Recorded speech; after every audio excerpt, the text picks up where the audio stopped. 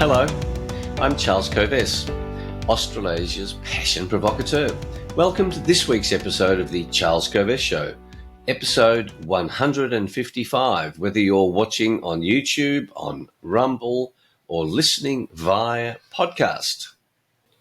In this week's episode, I explode the myth that there is a skills shortage, that it's very difficult to find great employees.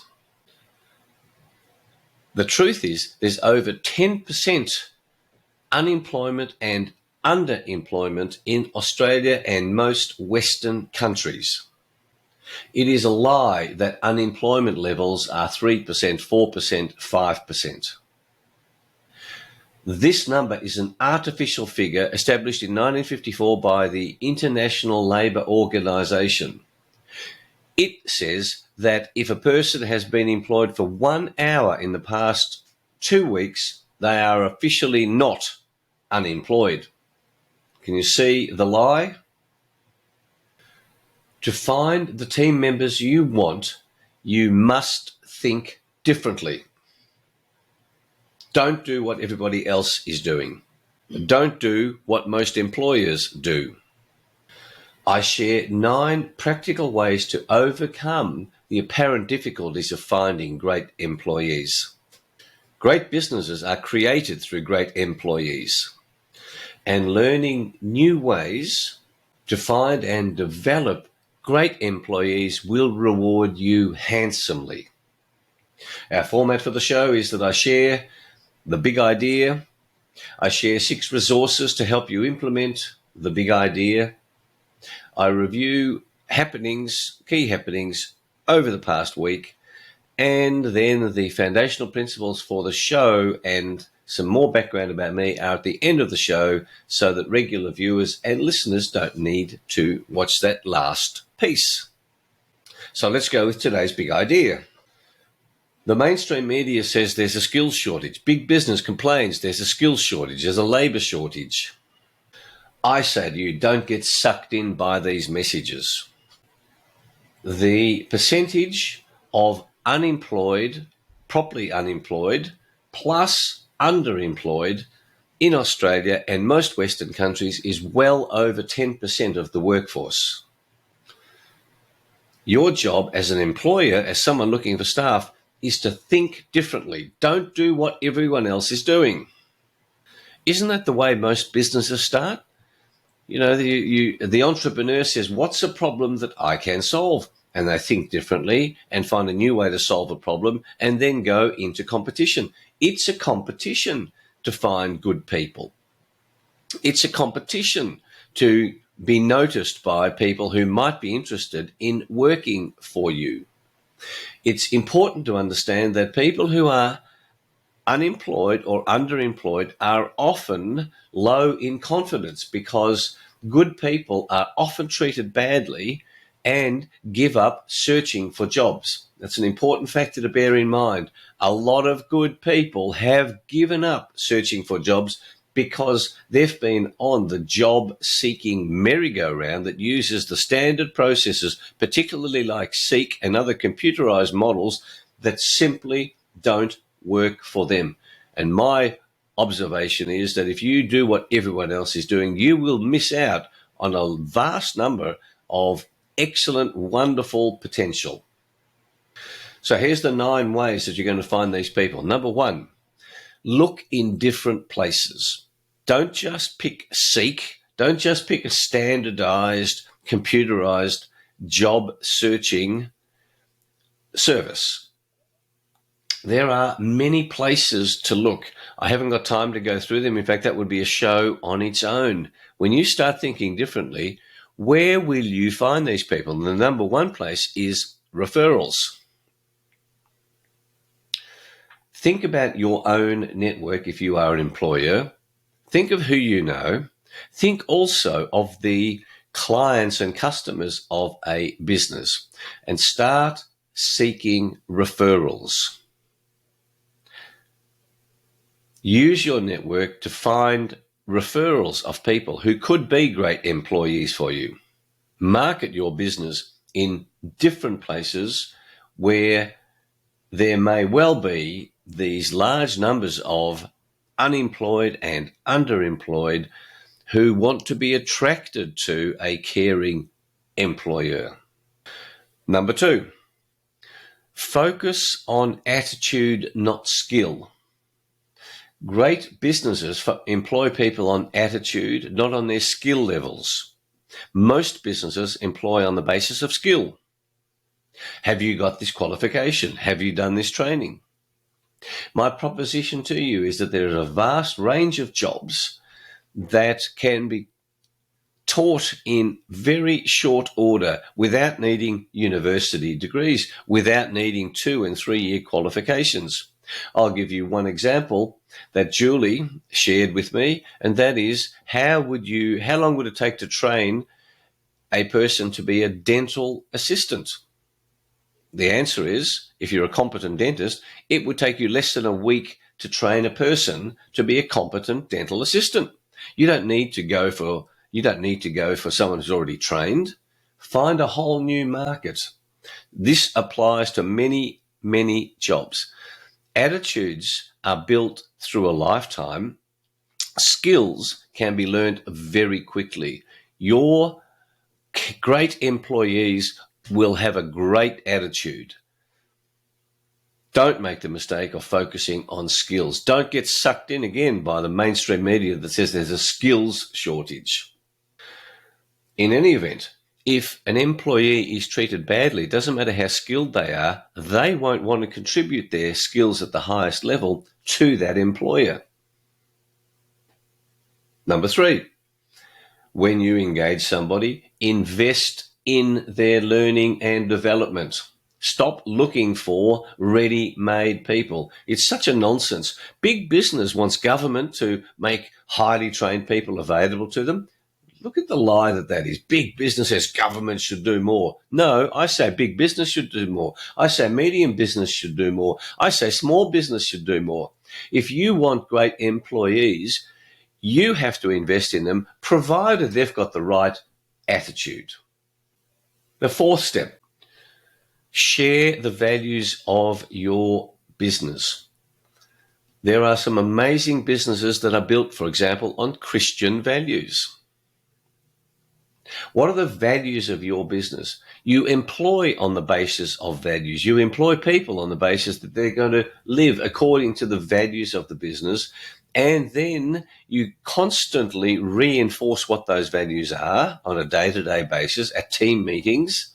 And you make decisions as a boss based on those values, not on the basis of, is this going to cost me money or not?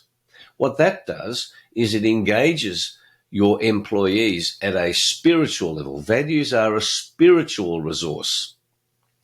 You know, if you want great employees, you have to engage your employees mentally, physically, and spiritually. Most businesses publish their values and ignore them as soon as it costs money to observe the values. Then employees don't know what they can believe from their bosses. Okay, do you get that? So the employees are confused. Oh, I thought values were important, but we jettison them as soon as there's money involved. The hypocrisy is profound in Australia and in most countries around the world. All that matters for most bosses is money. Well, if that's what matters to you, you won't find great employees. You will just find people hungry for money. But if you want great employees, tap into their spiritual resource. Number 5, if you employ a person who doesn't have the skills that you want and you're going to be training them, there are clever ways to avoid being screwed by trade unions and by other systems that want you to pay high rates of pay for people who are not skilled. I'll leave it at that, but think differently, look differently. There are clever ways to avoid crazy employment rules. Number 6, give rewards to your new employees and all employees for their growth and development. Reward them on the way. They don't have to be huge rewards, but again, think differently. How are you going to reward your people for their development? You can often use sporting teams as a reward, and money's not just the only way to reward people, but if you have a focus on the learning and development and the growth of skills of employees, and you reward them, then your employees will respond to those rewards. Number 7, as an employer, as a boss, your job is to build and maintain the confidence of your employees. If they're low on confidence, they're not going to unleash their genius. So how do you unleash this confidence? Many unemployed and underemployed people have stopped looking for jobs because they haven't been able to buy into the system. So you might find a great person with a great attitude who is low on confidence.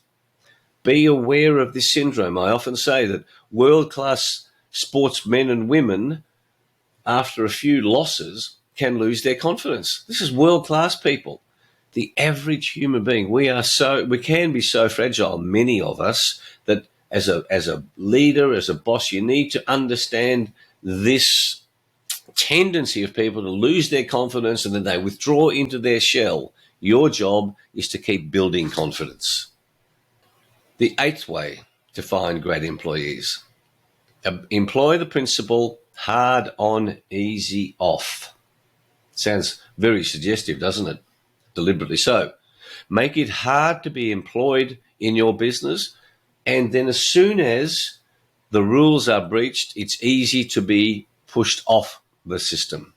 All right, hard on, easy off. Most businesses are desperate for employees. It's easy to be employed there, and then the boss puts up with crap along the way, and they have a easy on, hard off.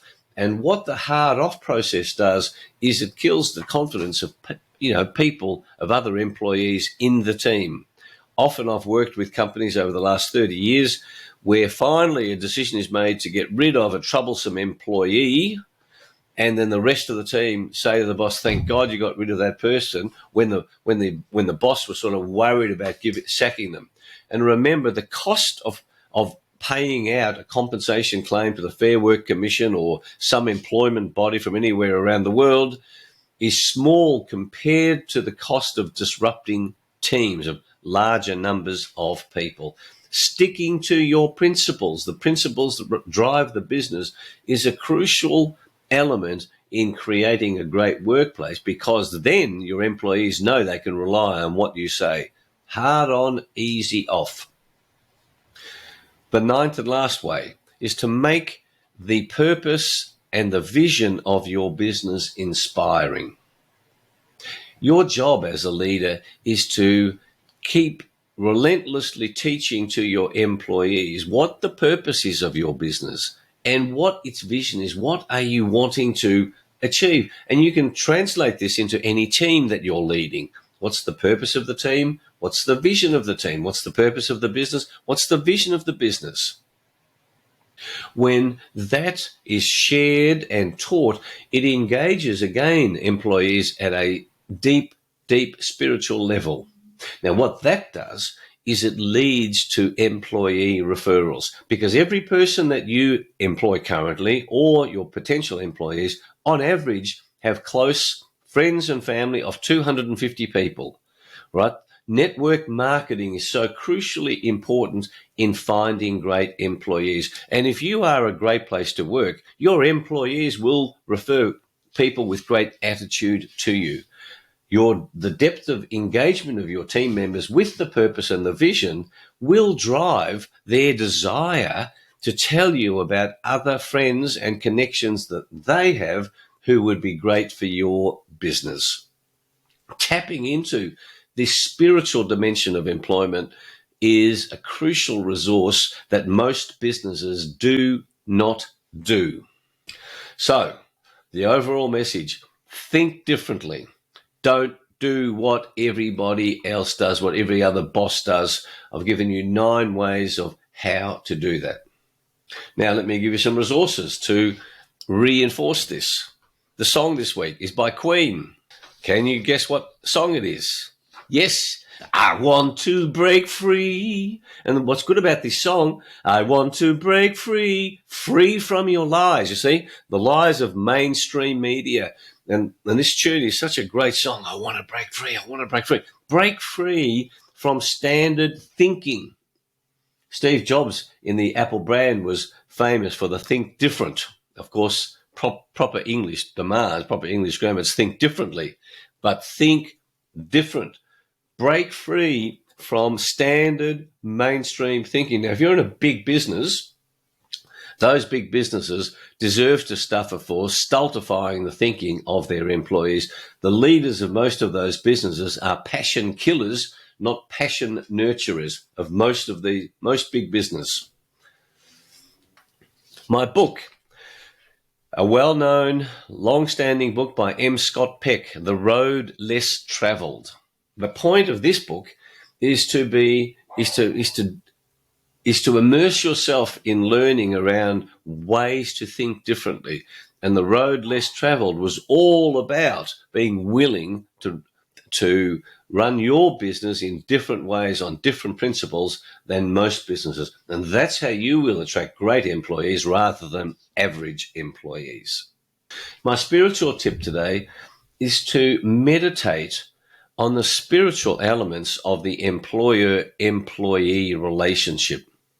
I could also do a whole show on that, but there's a deep spiritual element, and most bosses ignore it. And again, the Christian principles of actually caring about your employees is salutary to bear in mind. Do you care about the people that you employ? Or are they just literally robots? As soon as they stop making money for you, you will discard them. Do your employees matter as human beings? That's for you to meditate on. My health tip ties into my interview on TNT Radio this week of Alexander Beiner and his new book, The Bigger Picture. And the health tip is the the mental health benefits of psychedelic drugs. Now, Mind Medicine Australia is talking about and has succeeded in getting legalised psilocybin and MDMA.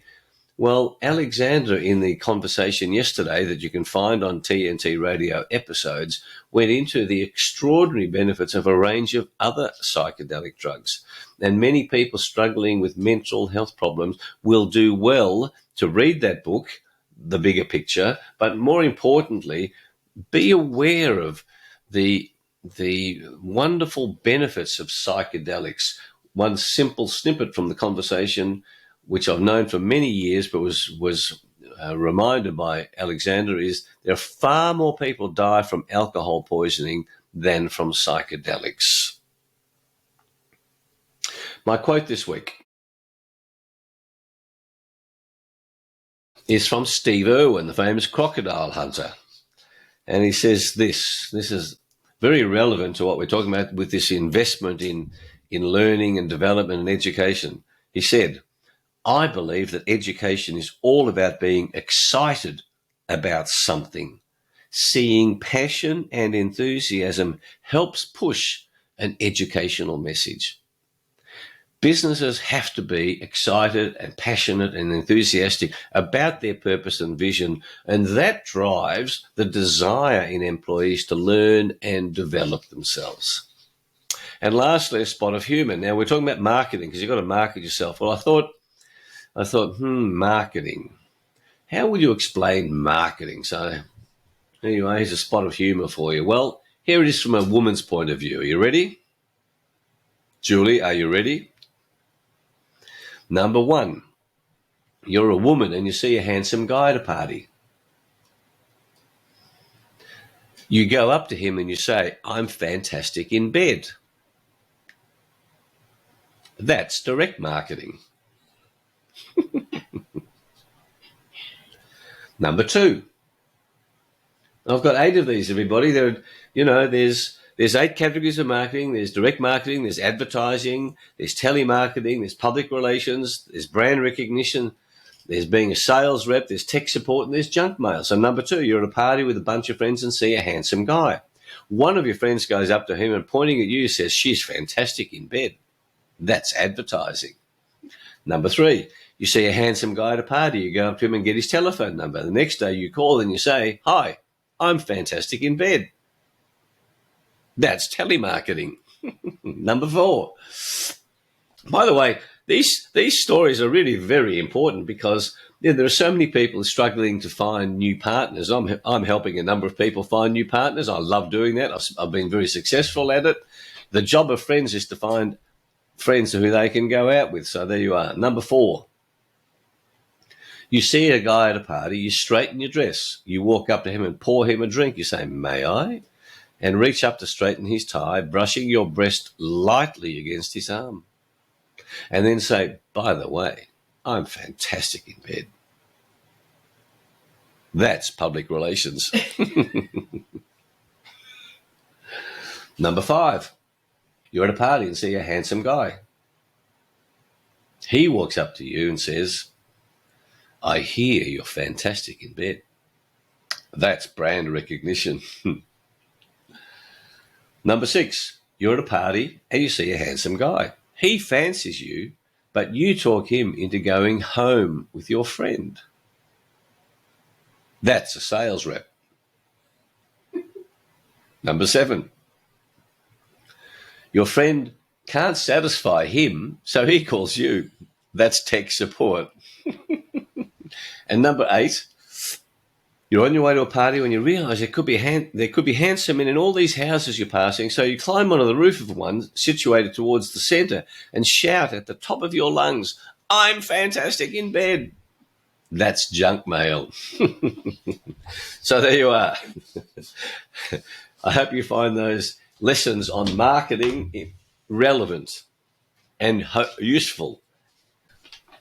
Remember, life is not meant to be taken seriously. So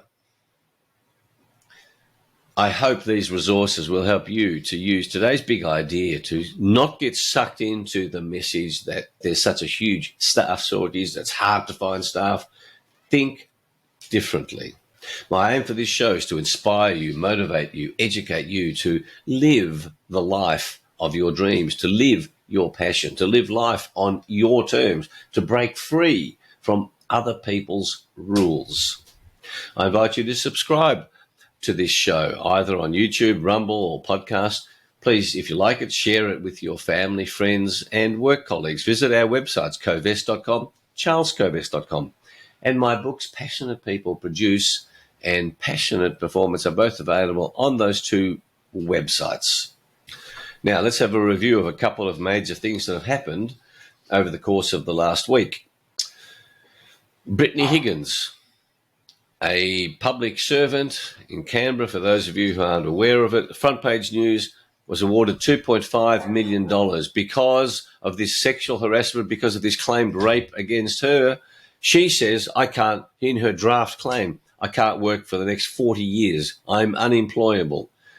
Look at the BS. Look at the political lies that are happening here to make this payment to this young lady who's been used as a pawn, or she tried to use her own machinations using the media. $2.5 million reported to be paid to her. Outrageous. Your taxes at work. Another case of politicians telling us absolute BS about what's going on. The Victorian government, Daniel Andrews Premier, the worst Premier in Victoria's entire history since 1851. The debt that's been imposed getting close to $200 billion. The impost on the people of Victoria, extraordinary. And so now what they're doing is bringing more and more people into a place that where the infrastructure can't cope with it. Land tax is going up, you see, because population pressure drives valuations up. And give you one story, a person's land tax bill on his holiday house last year was $5,000, this year $15,000. You watch. At the same time, there's a report in the paper yesterday that there's a $20 billion shortage in funding for an underground nonsense rail loop around Melbourne. That's going to be a tax burden that's going to be put on landowners. Can you see the pattern here, everybody? Anyone who's worked hard to own land will then be screwed, and the young people coming through who haven't got land, they will say, yes, yes, yes, let's tax people with land. All right? That's the game plan. Watch the game plan, and your job is to understand it. This applies to every country with huge debt burdens. This is the way governments do it.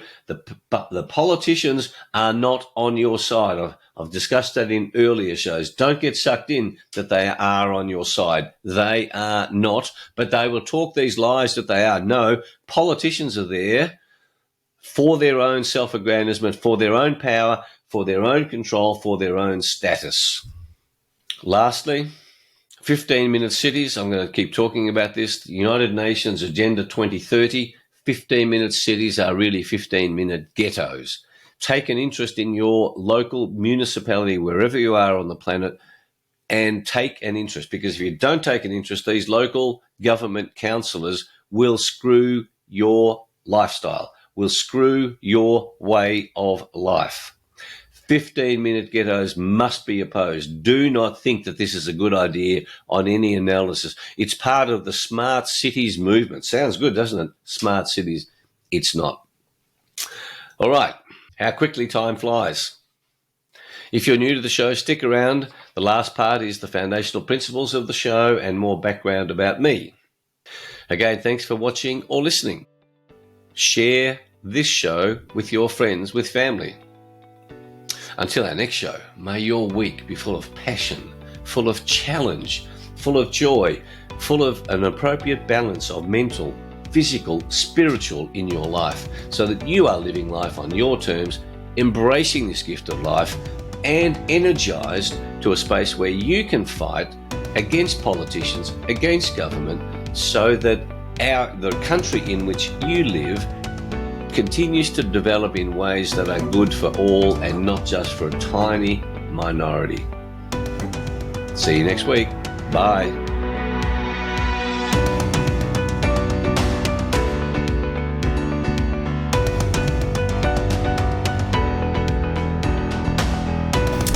And now, for viewers and listeners who want to know more about my background and what else I do with my life, as well as the foundational principles of the show. Here we are. Since 1993, when I left my legal career, a career that I love, to become Australasia's passion provocateur, I have inspired and provoked and educated and motivated people all over the world to discover and pursue their passion. I have helped people via the books that I've written, via speeches at conferences, via in-depth team building programs, workshops over 1, 2 or 3 days, or over 3 months, 6 months. And I've coached people of all ages, one-on-one, from small, medium and large enterprises, government enterprises, helping them to identify the often tiny changes that can make a massive difference. One of my core principles is that freedom is what makes us truly human. That's why one of the greatest threats that government imposes on you to force you to observe its laws is the threat of imprisonment, the loss of your freedom. Just think about that. Government says if you don't behave yourself, we're going to put you in jail. No, I don't want to go to jail. I don't want to lose my freedom. That's a reminder to you of why freedom is so important. Without freedom, you and I are not much different to animals. If you were locked up in a cage for the rest of your life, how different would you be to an animal? This commitment to fighting for freedoms for all people is carried out by me primarily through 5 channels. Number 1, preserving the freedom to pursue your passion. Number 2, inspiring you to be able to be free through excellent health. Number 3, helping preserve freedom throughout the world through the expansion of industrial hemp, a magnificent agricultural crop, an almost miraculous crop that enables every community to thrive independently of government. In this way, the power of government to take away freedom is minimized. Number 4, fighting for freedom through legal strategies. So I do work as a legal strategy consultant, as an interface between clients and their lawyers. And number 5, as chairman of the Australian Institute of Comedy and as a board member of the Australian Cartoon Museum, fighting for the freedom of thought and speech through uncensored comedy and humour, through avoiding political correctness in the comedic space. When you block freedom of speech, freedom of thought, that's the beginning of the end of your freedoms. The foundational principles for the Charles Covess Show are founded on the formula SA plus P equals S. Your self-awareness added to your passion will guarantee that you are successful. And the best definition of success I have found in life is that success is the progressive realization of your worthy ideals. The progressive realization of your worthy ideals. This show is also guided by Socrates' famous principle and quote, "The unexamined life is not worth living." You can see I'm wearing my red jacket. I wear my red jacket for all my shows. Red is the colour of passion, so that when you see me on the YouTube version, it reminds you that when you see red in your life, you ask yourself the question, am I pursuing my passion? What am I passionate about? Am I still passionate about that? What might I newly be passionate about? Each week I explore one big idea that can change your life. And it's just one big idea because there's a chance you will remember it. If I give you too many ideas, then we get confused and we don't do anything. Clarity leads to power. Confusion kills passion. Each week I share simple and practical resources that you've heard me describe in the earlier part of the show. A spiritual tip, a health tip, lyrics of a song, a book, a quote, and of course humour. This show is not politically correct. I have no intention of being politically correct. And I love certain addictions, including my addiction to great coffee, my addiction to exercise, my addiction to reading, and my addiction to certain other unmentionable in public type behaviours. Who would know what they are? This show definitely subscribes to the view that we have a spiritual life. So if you don't like discussion of spirituality, this show is not for you.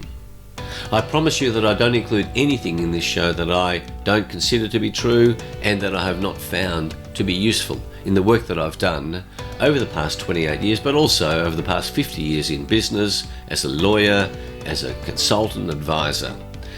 I only want to share stuff with you that is of value to you. Finally, if you have any questions or suggestions, please feel free to contact me at charles@covess.com. Again, thanks for watching and listening to my show. Bye.